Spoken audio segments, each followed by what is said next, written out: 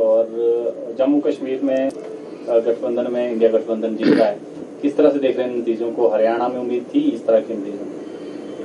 देखिए, हालांकि अभी जो फाइनल रिजल्ट्स हैं, अंतिम परिणाम है, वो आने बाकी है, लेकिन अभी जो रुझान आ रहे हैं उन रुझानों के मुताबिक जो है जम्मू कश्मीर में जो एनडीए गठबंधन है बहुमत से जो है सरकार बनती दिख रही है, और हरियाणा में जो है भारतीय जनता पार्टी की सरकार रिपीट होते हुए दिख रही है।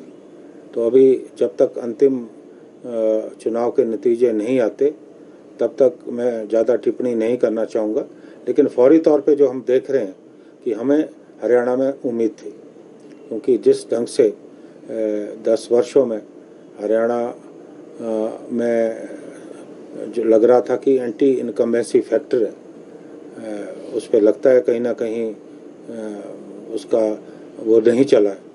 और अभी सही रूप से जब नतीजे आएंगे उसके बाद हम देखेंगे कि क्या कारण रहे, अगर हम पिछड़े तो क्यों पिछड़े। लेकिन मुझे ये लगता है कि हरियाणा में जिस ढंग से भाजपा ने वहाँ दुष्प्रचार किया और पूरे चुनाव को वो कम्युनल लाइन पे ले गए, हालांकि जम्मू कश्मीर में इसका असर नहीं हुआ। जम्मू कश्मीर में भी 10 वर्षों बाद चुनाव हो रहे हैं, लेकिन वहाँ भारतीय जनता पार्टी चुनाव में बहुत ज़्यादा अच्छी परफॉर्मेंस अभी के रुझानों के मुताबिक दिख नहीं रही कि कर पा रही है। तो वहाँ के लोगों ने लगता है कि इंडिया गठबंधन को जो है अपना मैंडेट दिया है, और जो बड़े बड़े दावे एनडीए की सरकार जम्मू कश्मीर को लेकर कर रही है, उन दावों की जो है हवा निकलते दिख रही है। हरियाणा में सारे फैक्टर कांग्रेस के पक्ष में थे, यहाँ तक कि एग्जिट पोल भी इस बार कांग्रेस के पक्ष में था, जिसको लेकर कांग्रेस जो है वो बार बार आपत्ति जता रही थी। तो ऐसे में आपको, क्योंकि संगठन में आपका बहुत लंबा अनुभव है, तो क्या लगता है कि संगठन क्यों पिछड़ा वहां पर? कुछ कारण क्या मानते हैं आभार का? देखिए, किसी भी चुनाव में संगठन का एक बहुत बड़ा रोल रहता है, और हिमाचल प्रदेश में इसका जीता जाता उदाहरण है कि मैं जब पार्टी का अध्यक्ष था, हमने संगठन की मजबूती पे पूरा ध्यान दिया और पार्टी को इकट्ठा किया, एकजुट किया, छोटे मोटे जो मतभेद हर दल में रहते हैं उनको ख़त्म किया। तो हमने हिमाचल प्रदेश में नगर निगम के चुनाव में बेहतर प्रदर्शन किया, और जब 4 उपचुनाव आए, और आप जानते हैं कि उपचुनाव हमेशा जो रूलिंग पार्टी है, जो सत्ता में होती है, वो जीतती है। हमने दिल्ली में भारतीय जनता पार्टी की सरकार थी, हिमाचल में भी भारतीय जनता पार्टी की सरकार थी, हमने जो है 4 उपचुनाव जीते, और पूरे प्रदेश में एक माहौल बना, एक नैरेटिव हमने जो भाजपा की प्रदेश सरकार थी उनके खिलाफ सेट किया, और उसी का परिणाम ये रहा कि विधानसभा में हमारी सरकार बनी। अब संगठन को लेकर हरियाणा की क्या स्थिति है उसकी मुझे जानकारी नहीं है, लेकिन मुझे लगता है कि जब चुनाव के पूरे परिणाम आ जाएंगे तो निश्चित तौर पे हमें इस बात को की भी समीक्षा करने की ज़रूरत है कि क्या कारण रहे। हिमाचल का बड़ा उनका स्वागत। पिछले कल लूरी जल विद्युत परियोजना के राहत व पुनर्वास समिति की बैठक जिलाधीश महोदय की अध्यक्षता में हुई, जिसमें रामपुर के विधायक श्री नंदलाल जी, मैं और एसजीवन के सभी पदाधिकारी और समिति के सदस्य शामिल हुए। ये बैठक बहुत महत्वपूर्ण बैठक थी। आप लोग जानते हैं कि लूरी में सतलुज जल विद्युत निगम का जो प्रोजेक्ट है वो निर्माणाधीन है। हमें शुरू से शिकायत रही है कि जो एसजीवीएन ने उन्होंने जो करार किया था उस पे पूरा नहीं उतरे। जो CSR फंड है उसका बहुत ज़्यादा मिस यूटिलाइजेशन हो रहा है, क्योंकि जो सोशल रिस्पॉन्सिबिलिटी है, जो पैसा प्रभावित क्षेत्रों में लगना चाहिए था वो पैसा वहाँ नहीं लग रहा।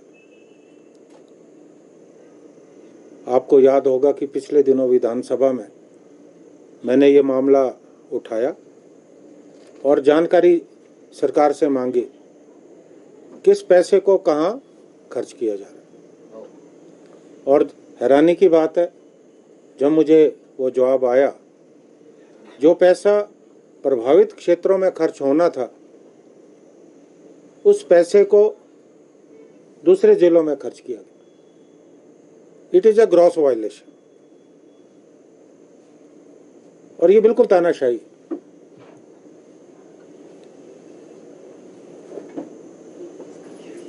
और जो वहाँ पुनर्वास की बात थी उस पे भी अभी कोई काम नहीं हो।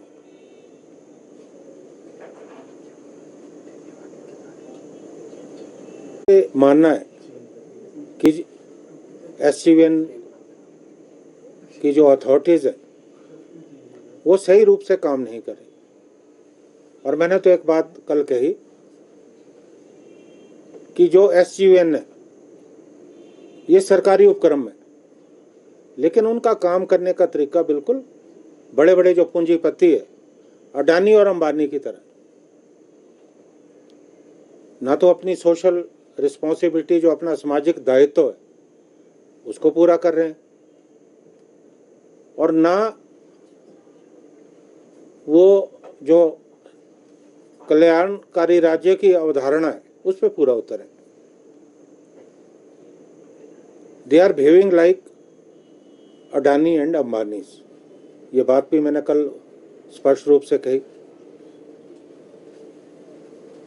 हमारे क्षेत्र में क्योंकि वहाँ ब्लास्टिंग होती है, निर्माण हो रहा है, तो जाहिर है कि धूल उड़ती है और कई सालों से हमारी जो सेब की फसलें वो प्रभावित हुई,